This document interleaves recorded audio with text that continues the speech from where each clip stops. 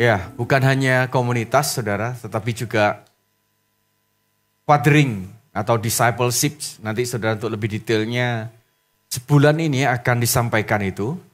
Buat kita, bapak-bapak rohani, saudara perhatikan dengan baik.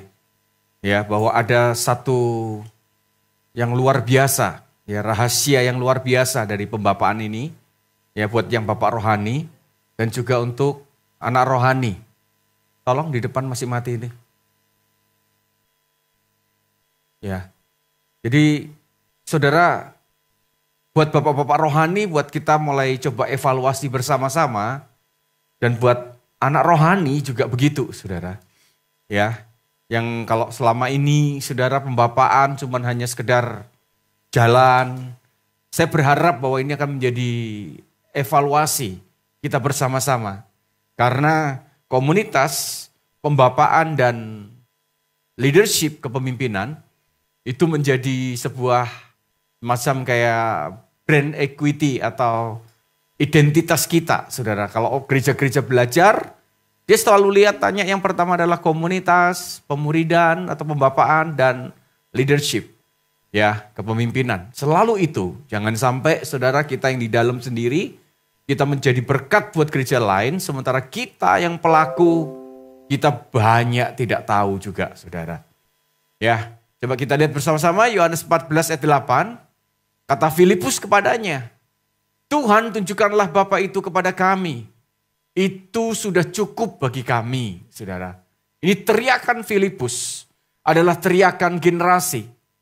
Yang berkata, tunjukkan Bapa itu buat kami. Kenapa saudara kok bisa begitu, saudara?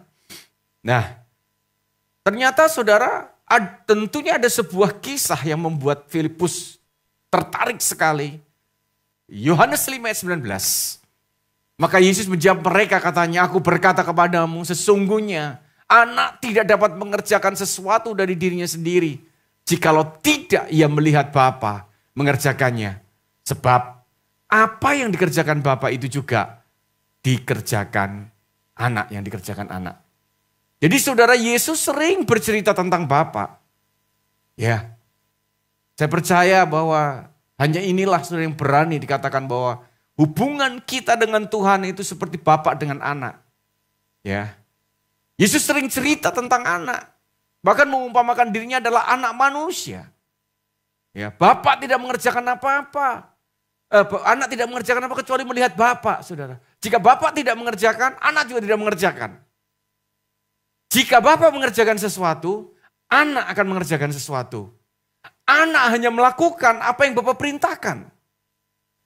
Dan toh kalau mereka waktu berkata gini, guru ajari kami berdoa. Sama saudara berkata gini, berdoalah seperti ini. Bapa kami yang ada di surga. Sama saudara.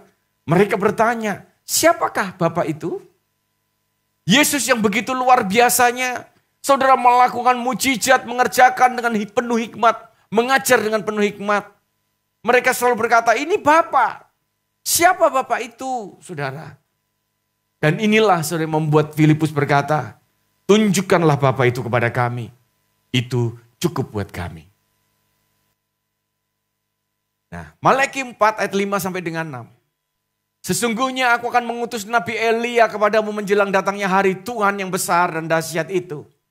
Maka ia akan membuat hati bapak-bapak berbalik kepada anak-anaknya. Dan hati anak-anak kepada bapak-bapaknya. Supaya jangan aku datang memukul bumi sehingga musnah. Elia, saudara, berasal dari kata Eliyahu. Allahku adalah Bapakku, saudara. Bukan Elia wujud. Seperti manusia yang akan datang melayani, bukan, tapi roh Elia di dalam Lukas katakan gitu. Roh yang membawa setiap orang berkata bahwa Allahku adalah Bapakku. Tentunya saudara ada sebuah kisah atau histori yang dimanapun dibuktikan bahwa iblis berusaha menghancurkan Bapa. Karena Bapa punya kekuatan yang begitu dahsyat. Hancurnya figur Bapa akan membuat orang tidak bisa mengenal Tuhan dengan benar. Pengenalan itu akan dihancurkan, saudara, sehingga mereka bingung. Padahal kalau orang tidak mengenal Tuhan, saudara, maka Alkitab berkata dia tidak kuat dan bertindak. Ada sebuah kebutuhan yang terus menganga di dalam diri seseorang. Ketika Yesus tidak masuk di dalam hatinya. Yang hati ini saudara nggak bisa ditutup oleh siapapun. Hanya oleh kasih Bapa. Itu sebabnya saudara kalau orang nggak dipenuhi kasih. Maka dia akan terus mencari. Ya, terus tidak pernah berhenti. Beberapa waktu yang lalu saya khotbah di sebuah perusahaan. Saya diberi judul Hedonic Treadmill. Pernah tahu? Orang psikologi harusnya tahu. Hedonic treadmill. Pernah dengar ya, Mel? Oh, enggak pernah juga. Saya juga baru tahu itu waktu saya dikasih tema. Ini tema apa? Saya cari, saudara. Itu ternyata sekarang mungkin istilah psikologi yang baru, saudara. Ini jadi definisinya gini, saudara. Hedonic treadmill itu gini, saudara. Sebuah keinginan, ya, yang harusnya berujung dengan sebuah kebahagiaan, tapi keinginan itu, saudara, tidak pernah puas atau membahagiakan seseorang. Walaupun keinginan itu sudah dipenuhi. Jadi keinginan dan kebahagiaan itu tidak pernah terpuaskan. Singkat ceritanya begitu. Walaupun mereka mencoba membayangkan. Sama seperti orang ini loh saudara. Kalau saudara punya gaji 1 juta. Lalu saudara berpikir seandainya saya dapat 2 juta. Betapa bahagianya hidup ini. Pernah ngalami gitu? Dan begitu kita masuk di dalam gaji 2 juta, apa yang terjadi saudara? Kita mulai berpikir, seandainya gaji saya 5 juta, betapa bahagianya hidup ini. Dan akhirnya apa yang terjadi saudara? Begitu masuk 5 juta, kita berkata, seandainya 10 juta gaji saya, betapa bahagianya hidup ini. Dan itu terus tidak pernah berhenti. Bahkan saudara gaya hidup kita untuk membelanjakan. Ada orang saudara habis gajian saudara baru minggu kedua atau minggu pertama habis. Mau gajian berapapun saudara. Dari gaji 1 juta, 5 juta, 10 juta tetap habisnya sama. Nah, ini orang terkena penyakit yang namanya hedonic treadmill katanya. Ada sebuah kebutuhan yang menganga yang tidak pernah terpuaskan. Dan itu persis saudara daripada yang terjadi pada perempuan Samaria. Dan tiap orang berbeda kebutuhannya. Mengharapkan sesuatu. Berbeda-beda. Ada orang yang butuh terus haus akan pengakuan. Maka dia akan cari apapun bagaimana saudara. Bisa pencitraan bagaimana supaya diakui. Kalau dia nggak diakui hancur lebur hidupnya. Haus akan penghargaan. Haus akan kasih. Perempuan Samaria haus akan kasih. Dia terus saudara cari. Laki-laki demi laki-laki. Sampai 5. Saudara dia berganti-ganti. Tapi saudara lihat kisah itu. Begitu dia bertemu dengan Yesus. Selesai semuanya. Dan dia menjadi salah satu tokoh revival. Menggegerkan Samaria. Semua orang-orang Samaria datang kepada Yesus. Nah saudara lihat. Ini sebuah kebutuhan yang luar biasa dan ketiadaan Bapa itu adalah kutuk, saudara. Makanya butuh yang namanya pembapaan. Ketiadaan Bapa akan mengakibatkan seseorang kehilangan saudara yang namanya identitas, tujuan dan otoritas. 3 hal ini. Jika kita adalah orang yang krisis identitas kita sedang mencari saudara, kita butuh seorang ayah, seorang bapak saudara yang memberikan sebuah identitas pengakuan kepada seseorang. Bahwa engkau hebat, engkau luar biasa, saudara. Memberi kekuatan, tujuan, mendirect, saudara. Ini nanti pembapaan, saudara akan tahu bahwa pembapaan itu bukan konseling, saudara. Seorang bapak itu bukan konselor aja. Nggak cukup sudah menjadi konselor. Banyak anak-anak rohani memfungsikan bapak rohani sebagai konselor. Ya, dia kalau punya masalah aja datang, saudara. Ya kan? Dan konseling itu ini, dia konselor tuh dia cerita, sudah permasalahannya. Ya, kalau dijawab terpenuhi puji Tuhan, dia kembali ngilang. Ya, kalau nggak cocok saudara marah. Ya, konselor dan terus seperti itu. Dan kita saudara, Bapak rohani memfungsikan diri sebagai konselor, bukan. Kita memberikan arah, memberikan tujuan, saudara. Kita bukan hanya menjabut kebutuhan anak kita, anak rohani kita, enggak. Bahkan mungkin kita akan menyatakan sebuah kebutuhan yang tidak pernah dipikirkan oleh anak kita. Harusnya begitu, saudara. Seorang bapak rohani memberikan otoritas, pengayoman, saudara. Ya, sehingga orang ini gini, saudara, kalau dia punya otoritas, saudara, dia berani. Ada banyak orang kehilangan otoritas karena dia nggak percaya bahwa dia punya otoritas. Butuh bapak rohani yang menunjukkan bahwa kamu bisa, kamu mampu melakukan itu. Dan bapak itu berkata bahwa aku bersama-sama dengan kamu. Jadi kalau orang tiada bapak itu kehilangan identitas, tujuan, otoritas, semuanya, saudara. Ya. Nah, ketiadaan Bapa ini juga akan menimbulkan yang namanya mentalitas yatim.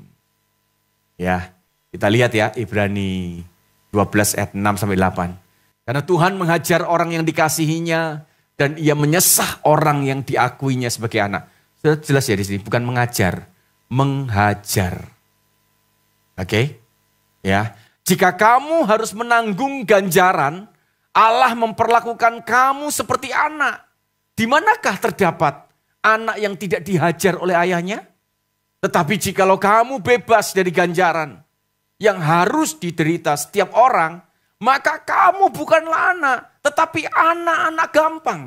Saudara perhatikan ini ya, di sini ada banyak keluarga muda. Saudara, jangan takut kau mendidik anakmu, khususnya para ayah-ayah. Jangan biarkan terus anakmu melakukan semuanya. Ada begitu banyak saudara pandangan yang mengatakan gini, jangan pukul anakmu atau dan sebagainya, biarkan aja anakmu. Alkitab berkata, Tuhan aja menghajar kita. Tapi menghajarnya saudara bukan karena kita emosi atau apapun. Dan menghajarnya gak sembarang menghajar, tapi mendidik anak kita. Saudara, mumpung masih kecil, kalau saudara didik saudara, itu kan jauh lebih baik. Jangan terlambat mendidiknya. Dididik sudah mulai remaja, saudara terluka gak karu-karuan. Harusnya ketika masih kecil-kecil ini sudah dididik itu. Ketika usianya masih 0 sampai 5 tahun itu kesempatan saudara untuk mendidik anakmu. Jangan dibiarkan mengeksplor sembarang terserah. Ya, dididik. Nah, nanti begitu dia mulai remaja kita udah gak boleh lagi saudara pukul. Saya masih ingat dulu, saya ini sering dipukul loh sama papa saya dulu. Tapi papa saya ngomong begini, setelah kamu usia 4, kelas 4 SD, ya, dia ngomong papa enggak akan mukul kamu lagi. Dan apakah saya masih ingat saya dipukul? Saya ingat, tapi saya enggak sakit hati. Saudara. Ya karena yang dipukul bukan saya, rame-rame yang dipukul anak-anak saudara. Ya bersama dengan adik saya juga sama-sama. Jadi kami sama-sama dipukul. Ya, jadi dia enggak pukulin saya. Tetapi jelas kalau kapan kami dipukul, itu ketika kami berantem. Ya, kami itu 6 bersaudara, 2 cewek, 4 laki. Dan 4 laki kami semua karateka semua. Nah, bayangkan. Nah, khususnya saya dengan adik saya ini yang terpaut cuma 1 tahun itu yang paling seru kalau kami berantem. Ya, kalau kakak saya, koko saya 22 itu masih terlalu jauh. Ya, jadi koko saya itu terpaut 5 tahun. Jadi dan waktu ikut karate dia lebih duluan mereka. Jadi saya kalah. Ya, kalau saya dengan adik saya seru. Ya, kalau lagi berantem seru, saudara. Mama sampai histeris juga, saudara. Ya, karena begitu semakin lama jadi karate tambah seru, ya gitu kan. Tapi kalau setelah saya berantem, saudara, papa saya selalu gini, kalau begitu kami ikut karate, kalau adik saya belum ikut karate, begitu kami berantem, yang salah pasti yang ikut karate, sudah begitu. Ya, tapi setelah kalau kami berantem sama-sama, saudara, diikat, dipukul. Ya, dipukul pakai bambu, papa saya buat halus, dihalusin gitu, dipukul di kaki. Buk gitu saya. Ya, saya nggak sakit hati karena rame-rame dipukulnya. Ya, tetapi saudara, di situ kami mendidik bahwa akhirnya saudara, kami cukup harmonis dengan, walaupun kami berantem sama saudara sampai hari ini, kami bisa dekat. Saya dengan adik saya paling dekat, yang di Jakarta itu paling dekat dengan saya, saudara, walaupun paling sering berantem sama dia. Ya, tapi sama-sama sudah bertobat semuanya. Hari ini kalau dia datang selalu bersama dengan saya. Nah saudara, didikan itu penting. Nah saudara dengar baik-baik ya, kalau kita nggak dididik ya, maka kita akan muncul yang namanya mentalitas yatim. Apa aja sih saudara lihat? Tidak bisa disiplin. Ada berapa banyak saudara yang hari ini nggak bisa mendisiplin dirinya sendiri. Karena tidak pernah disiplin saudara. Nggak bisa disiplin. Bangun aja saudara terlambat terus sampai pasang waker gak karu-karuan. Sekarang kan handphone bisa di double-double kan. Kalau mau bangun 7 kali baru bangun, saudara. Ya kan? Kalau dulu saudara pakai apa? Waker itu dipasang 5, lu ada kayak gitu loh saudara. Dimatiin gitu bisa nggak sadar loh. Nggak bunyi ya. Iya. Loh saya pernah dengar ini kemarin siapa yang cerita ya. Nyala alarmnya. Nah ini langsung gini-gini. Dia nyala alarmnya, dia nggak sadar kalau alarmnya nyala. Padahal semua sudah bangun. Nah kayak gitu. Kok nggak nyala ya? Marah semuanya saudara. Iya. Ya. Ya mungkin kalau dalam keadaan kecapean itu bisa saja saudara. Tetapi kalau itu terjadi terus menerus saudara. Saya juga pernah, maksudnya lupa sampai alarm nggak kerasa pernah. Tapi nggak seperti itu terus saudara. Orang yang nggak bisa mendisiplin dirinya, saya mau beritahu, pasti orang lain yang akan mendisiplin dia. Jangan marah, saudara. Kalau hidup saya ini kok menderita ya, disiplin orang terus. Iya, karena kita nggak bisa mendisiplin diri kita sendiri. Jadi jangan main-main loh, saudara. Ya, ibadah datangnya telat karena nggak bisa bangun. Udah mau jam 8 pagi, mau jam 10.30 bangun. Nggak bisa bangun tetap, saudara. Ini kalau dibuat sore pun juga nggak bisa bangun, saudara. Jadi punya penyakit kalau mau ibadah tidur dulu dan bangun, kayak gitu kan. Kalah terus dengan dirinya. Apalagi, apapun saudara banyak hal. Selalu orang yang gak bisa disiplin dirinya selalu membutuhkan motivator. Menguatkan dia, saudara. Yang kedua tidak aman. Tidak aman, saudara. Insecure. Ini bahaya banget dalam kepemimpinan. Dia akan merasa tidak mau tersaingi. Dia ingin menjadi pusat. Wah ini bapak rohani bahaya sekali kalau punya mentalitas yatim, saudara. Dia kepingin semuanya jadi pusat dirinya. Dia gak aman. Kalau punya anak rohani lebih hebat dari dia gak aman. Dalam kepemimpinan pengen kalau dia lagi muncul lebih bagus. Kalau bisa digencet. Kalau bisa ditendang pergi. Tidak aman, saudara. Ya, kemudian yang ketiga adalah fokus kepada upah. Ini saudara tidak aman dan fokus pada upah ini saudara bisa baca di kisah tentang anak yang hilang. Permasalahan bukan hanya pada si bungsu. Tapi sulung itu bermasalah, saudara. Tapi sebetulnya bahwa perumpamaan ini sebetulnya juga membidik bahwa si sulung itu seperti bangsa Israel. Ya, bungsu jatuh dalam dosa, ia pergi memang salah. Tapi si sulung, saudara perhatikan, waktu adiknya kembali dia nggak terima loh, saudara. Dia nggak terima, bahkan dia nuntut. Kok dia ngomong gini, loh adikku datang dipestakan. Dia ngomong aku ini ada di rumah bapak. Kok nggak pernah sekalipun bapak memberikan seekor anak kambing. Bayangkan saudara, ini bapaknya kaya saudara. Dia ngomong, kok bapak nggak pernah kasih aku seekor anak kambing untuk pesta dengan teman-temanku. Bapaknya sampai gini, ya ampun. Kamu ini tinggal bersama-sama dengan aku, milikku tuh milikmu. Bayangkan sampai seperti itu. Ya, fokus kepada upah. Berarti selama ini dia setia saudara. Melayani bapaknya karena upah. Saudara, ini akan jadi melahirkan Kristen-Kristen agamawi.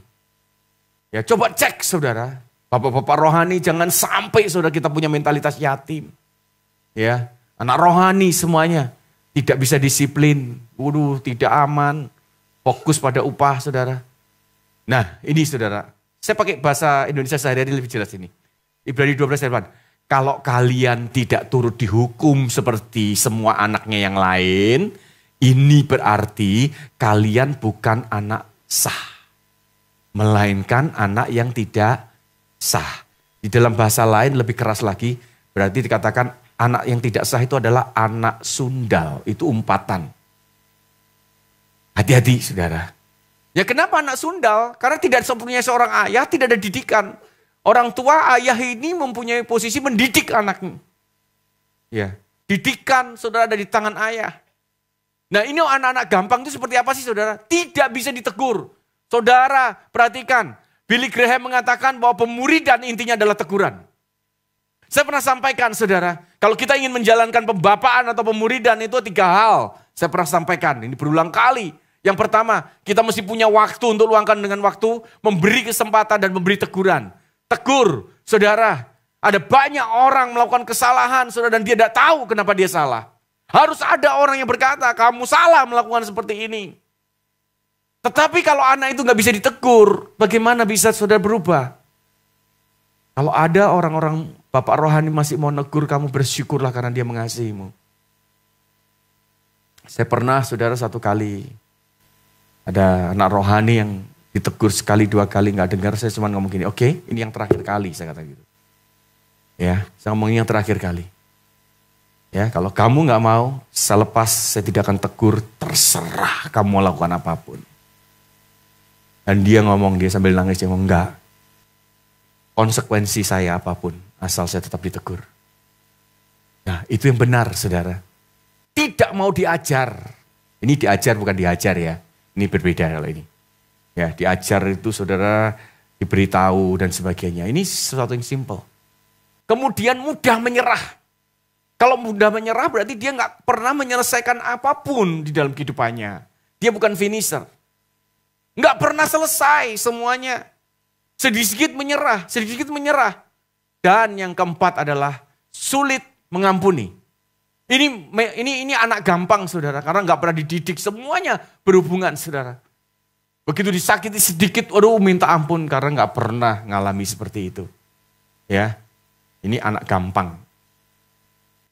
Nah sekarang untuk Bapak rohani, saudara perlu punya beberapa hal ini penting. Ya, apa yang harus dimiliki seorang Bapak rohani ini? Saudara mesti upgrade diri karena supaya saudara punya warisan rohani. Ya. Kalau engkau seorang bapak rohani gak punya warisan rohani, saudara jangan heran. Kalau anak-anakmu gak mau mendengar, gak mau apapun. Upgrade dirimu terus bapak rohani, belajar. Belajar lewat siapa? Belajar lewat bapak rohani yang semuanya, saudara. Ya, teladan hidup harus menjadi teladan.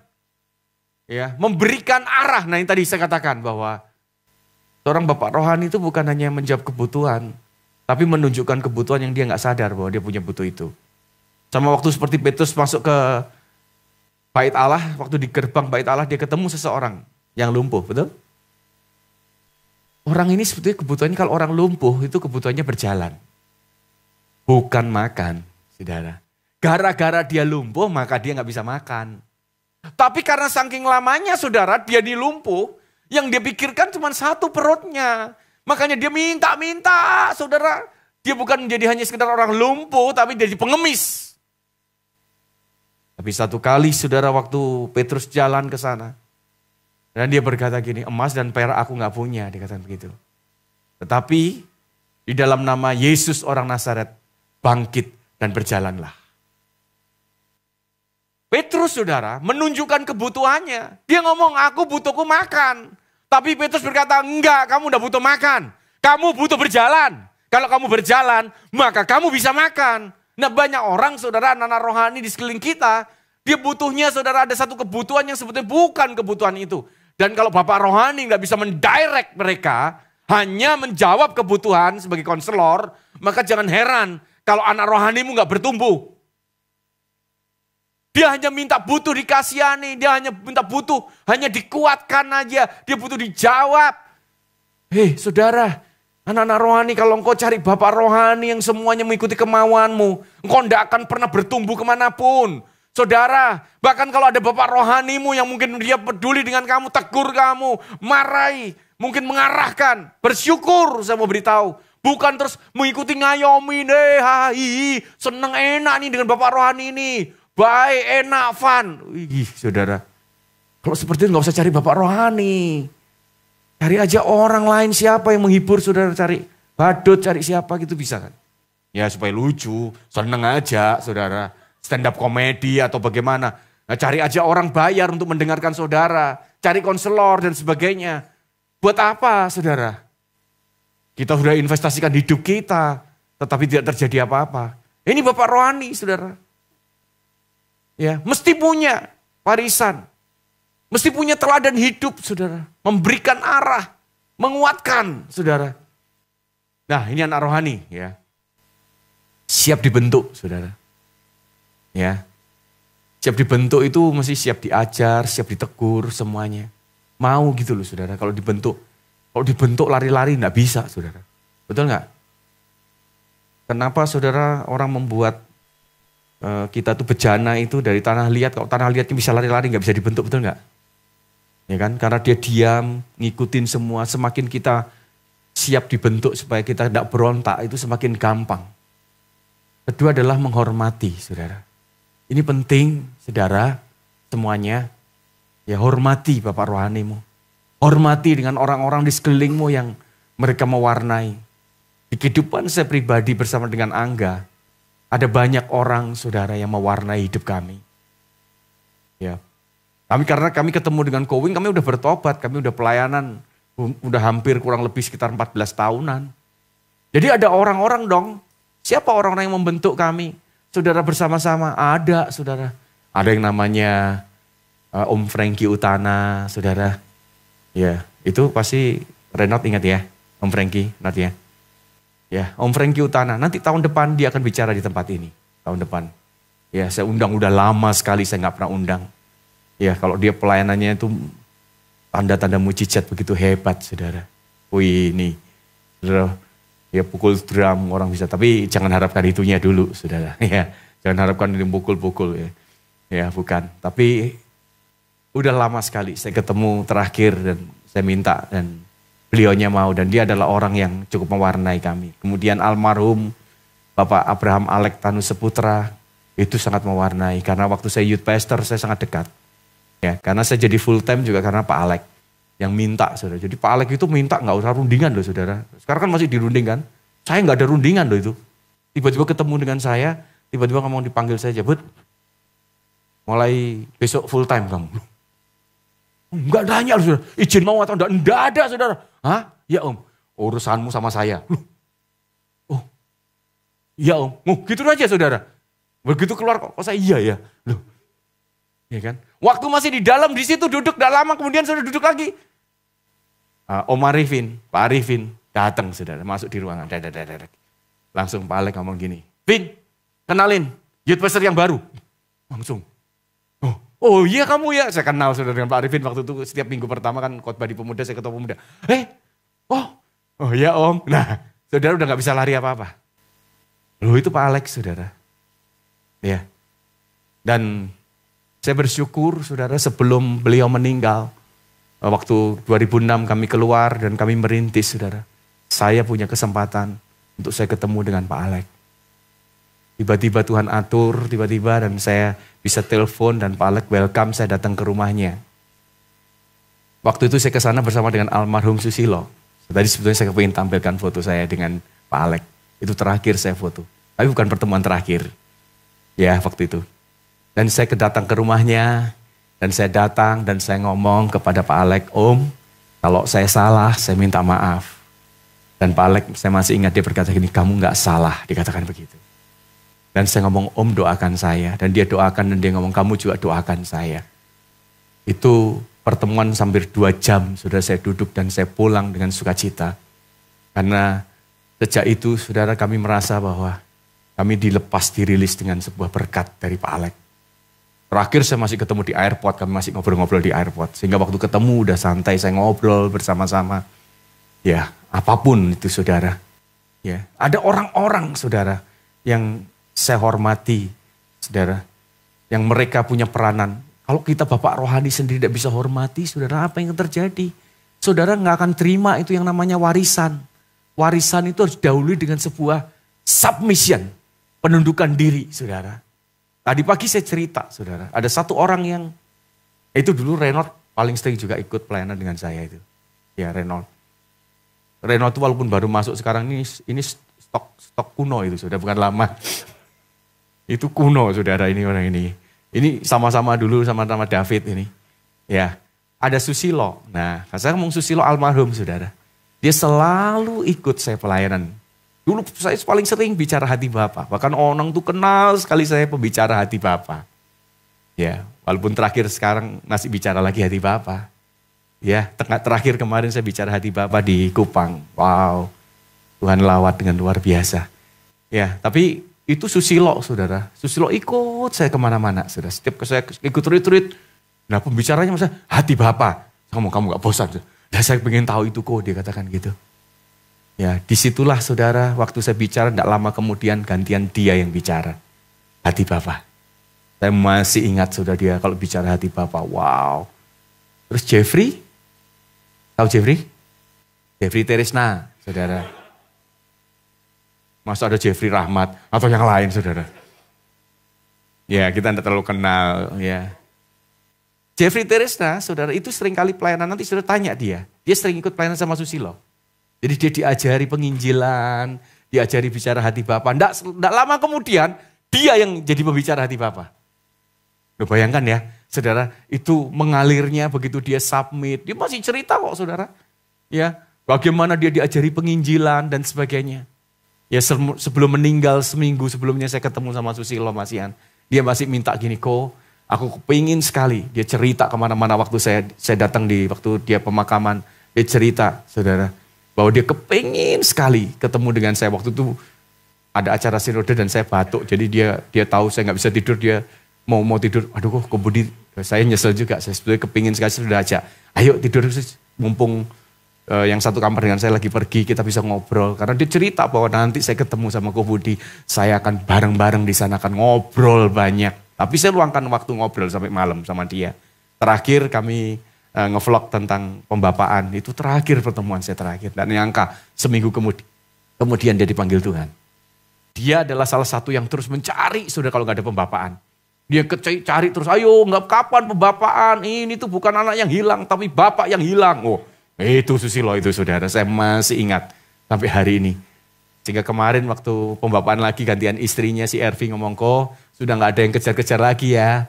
Nah saudara, waktu kalau pembapaan saudara jangan nunggu, hanya bapaknya saja yang cari. Saudara, anak-anak juga mesti cari, sama-sama ketemu. Kalau enggak saling mencari juga jangan marah-marahan saudara. Oh ini nggak ada perhatian, nggak ada turun. Ya udah tuh saudara, kalau nggak sama-sama mencari ya sudah, natural aja. Saudara, kalau yang satu butuh ya dipanggil, yang satu kepingin ketemu yang ngomong, selesai. Iya kan? Jadi kalau ada sesuatu yang butuh minta waktu, diskejulkan. Ya, tapi yang penting adalah hormat, lapar dan haus saudara. Hati yang taat. Mau saudara mendengar. Kalau disuruh melakukan apa-apa pun saudara, yang penting tidak melanggar firman. Lakukan, sudah. Tidak usah membantah. Tidak usah aneh-aneh saudara. Kalau kepingin dia berubah hidupnya. Nah ini saudara, ini tentang anak rohani ya. Ahli waris saudara, jadi kamu bukan lagi hamba melainkan anak. Jikalau kamu anak maka kamu juga adalah ahli waris oleh Allah. Saudara, putra itu ada dua bahasa. Yang berhak menerima warisan itu adalah yang huios bukan teknon. Teknon itu belum akil balik. Sudah ada ayatnya. Kalau sementara seseorang belum akil balik, dia nggak berhak atas warisan itu. Ya, huios itu yang sudah dewasa. Teknon dan huios dibedakan oleh sebuah tanggung jawab, kedewasaan, saudara. Jadi saudara kejar. Kalau saudara udah dewasa, maka saudara akan punya anak rohani yang lain. Anak rohani, saudara. Saya masih ingat pertama kali waktu saya dimuridkan, saudara. Begitu saya ikut pemuridan. Tidak lama kemudian, saudara, kemudian 6 bulan mungkin sudah saya ada orang yang datang kepada saya. Usianya sama dengan saya. Dia minta dibapain. Saya bingung, saudara. Aduh, saya tanya, saya nggak pede waktu itu. Gimana? Terus pemurid saya waktu itu ngomong gini, udah, kamu udah waktunya. Ambil. Itu pertama kali, saudara. Ya, berarti kalau Bapak Rohani udah mengatakan, yes, kamu boleh menjadi Bapak Rohani. Berarti saudara dikatakan, kamu sudah mulai dewasa. Ya, kamu udah dewasa, kamu punya tanggung jawab. Kalau enggak, saudara, anak-anak nggak bisa, saudara, jadi Bapak Rohani, saudara. Nah ini, dan janganlah kamu menyebut siapapun Bapa di bumi ini, karena hanya satu Bapamu, yaitu Dia yang di surga. Apa artinya kita nggak boleh pembapaan? Bukan, saudara. Bapa itu adalah sumber. Dan ayat ini sedang mengingatkan kita, saudara, bahwa pusat dari pembapaan itu bukan bapak rohaninya, bukan kita. Tapi pusat dari segala sesuatunya adalah Yesus. Yang paling utama, hati-hati saudara. Kalau kita mulai menguasai, controlling, saudara, semua harus berpusat kepada kita. Kita sedang mempraktikkan gaya hidup kerajaan gelap, bukan kerajaan terang. Kerajaan terang itu empowering, saudara. Memberdayakan, bukan memperdayakan. Saudara, ya bukan controlling, saudara. Itu natural. Pembapaan itu natural sekali, saudara. Sama-sama berjalan, saudara, nggak ada paksaan, tidak ada controlling, kendali, orang nggak ada ketakutan, bahkan semakin hubungan semakin baik, engkau semakin berani. Itu pembapaan. Dan kita terselamatkan sampai hari ini juga karena pembapaan. Kami punya Bapak Rohani, saudara. 2 minggu lagi, Kami akan undang saudara yang namanya Om Gun. Persis ya, 2 minggu lagi ya. Ya. Om Gun ini adalah bapak rohani dari Cornelius Wing. Jadi ngkong rohani. Saya udah pelayanan di gereja, beliau adalah gembala dari GPDI Petra, Semarang. Beliau akan datang membawa timnya untuk mereka juga ingin melihat gereja kita. Ya, dia akan bicara, saudara. Nanti saya kenalkan usianya mungkin sudah hampir 70, hampir 80, mungkin 70 sekian. Tapi dia ahli dalam bahasa Yunani Ibrani. Ya, sederhana, saudara. Tapi saudara nanti bisa dengar, walaupun itu Om Gun ngomong sama saya, udah tua, malah nyambung. Saya ngomong nggak penting itunya. Supaya orang kenal Om, bahwa ini loh, kalau ada namanya saya dan Angga, ada Cornelius Wing sebagai bapak rohani kami. Tapi Cornelius Wing juga ada bapak rohaninya yang namanya Om Gun. Ya. Jadi mereka akan datang 2 minggu lagi, saudara, datang. Ya. Jadi kita ini, saudara, semua jelas bahwa kita punya bapak rohani, tapi semua yang diarahkan adalah Yesus menjadi pusatnya. Jadi nggak ada ceritanya orang-orang yang punya anak rohani harus ke bapak rohaninya terus. Enggak, saudara. Enggak. Ya, saya mengasyar anak-anak rohani saya semuanya ke Angga juga. Seneng saudara kalau semakin banyak ke Angga kayak gitu kan.